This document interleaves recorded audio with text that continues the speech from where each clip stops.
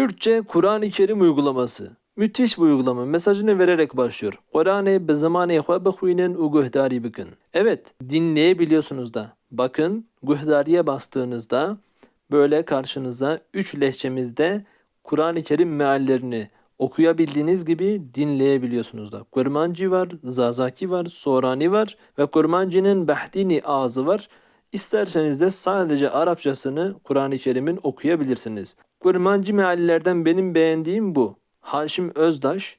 İsterseniz metni hem Kürtçe hem Arapça şeklinde görebilirsiniz. İsterseniz de sadece Kürtçe metni görebilirsiniz. Böyle surelere bastığınızda surenin tercümesini görebildiğiniz gibi dinleyebiliyorsunuz da. Ve böyle bazı kelimeleri sarı renkle belirtmişler. Bu bilemeyeceğinizi düşündükleri kelimeler, bunları ayrıca açıklamışlar ve bu mükemmel bir özellik. Tebrik ediyorum onları. Bir de dinleyin. خدایە من ئەم ئەڤدیتیە ڕاستەڕاست ji te re dikin alîkariyê jî ڕاستەڕاست ji te dixwazin. Sesi o kadar kaliteli ki, o kadar güzel kaydetmişler ki yüksek ihtimalle stüdyo kaydı yapmışlar. Çok kaliteli bir okuyuş sağlamışlar. Zazaki mealine bakın mesela. Bakın Roşan Lezgin okumuş ve sesi çok güzel kaydetmişler yine.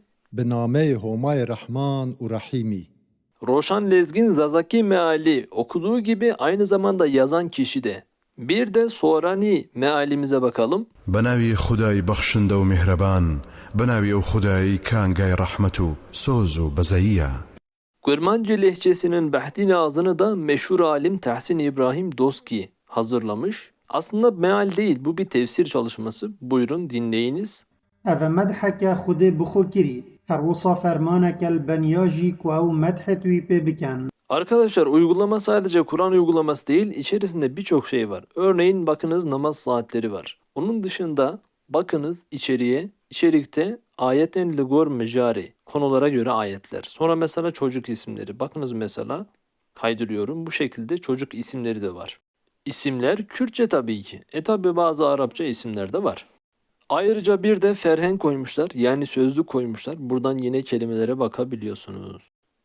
Karanlık modu açabilirsiniz. Favorilerinize eklediğiniz ayetlere bakabilirsiniz. Ayrıca galeri diye bir bölüm var. Burada da ayetlerin Kürtçe meallerini görsellerle beraber güzelce hazırlamışlar. Bunları direkt alıp paylaşabilirsiniz.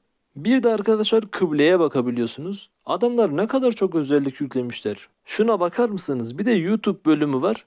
Buraya bastığınızda ise uygulamada dinlediğiniz gibi Kur'an-ı Kerim'i bu 3 lehçede YouTube'dan da dinleyebilirsiniz. Gerçekten tebrik ediyorum, takdir ediyorum. Muazzam bir çalışma olmuş. Ellerine, kollarına